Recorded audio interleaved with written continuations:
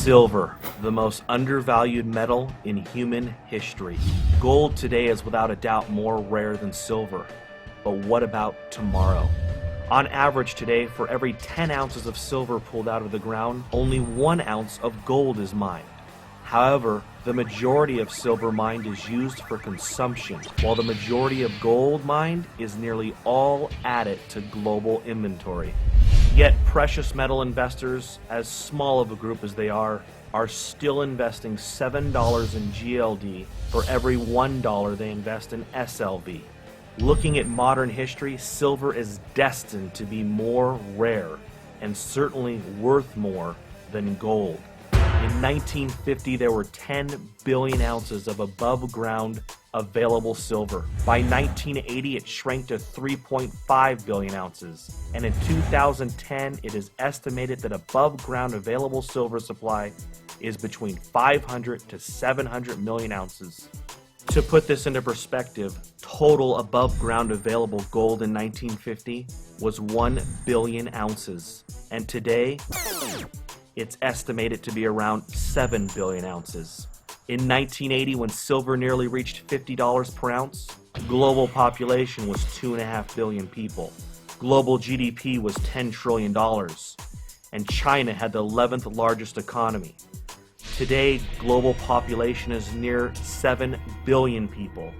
Global GDP, $60 trillion, and China is now the second largest economy.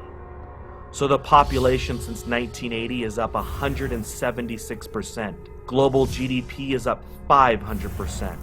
Above ground available gold is up 600%.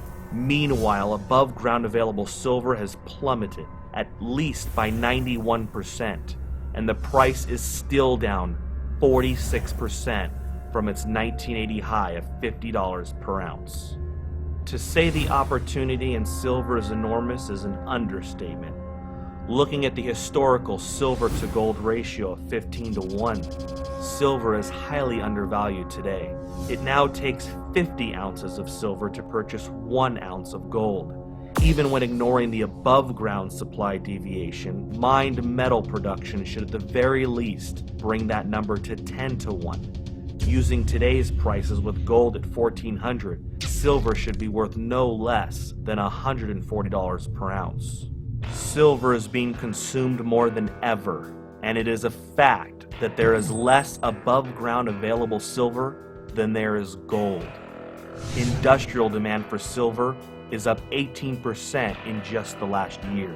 The need for silver is growing by the day. Silver is being consumed and used for bandages for wound care, batteries, brazing, soldering, catalytic converters, cell phones, computers, satellites, high-tech weaponry, lasers, digital technology, clothing, electronic circuit boards, ink, solar cells, water purification, wood treatment, antennas, RFID chips, freeway toll transponders, passports, and the list goes on.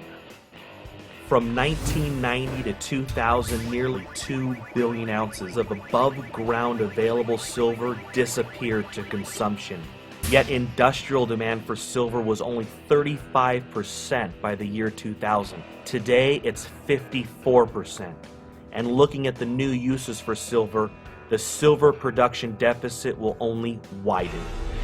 China, since 2003, has been growing its solar energy base by almost 100% every year. By 2014, the world will need 130 million ounces of silver just to satisfy 1 year of global solar demand.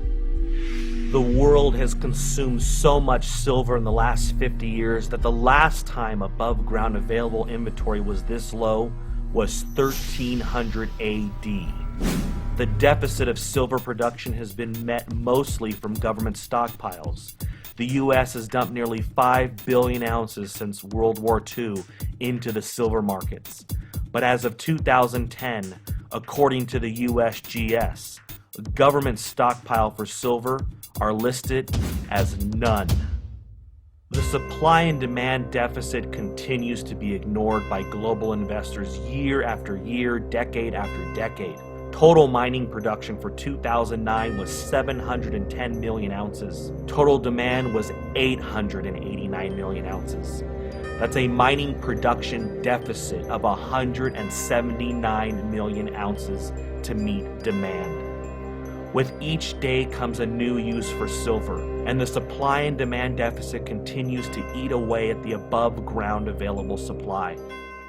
FutureMoneyTrends.com is projecting that just as palladium was once worth more than platinum, silver will one day be worth more than gold.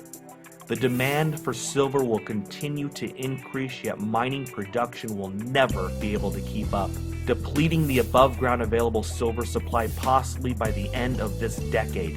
Silver may be the greatest investment in human history. How often doesn't any generation get the opportunity to invest in a finite resource that will soon be extinct?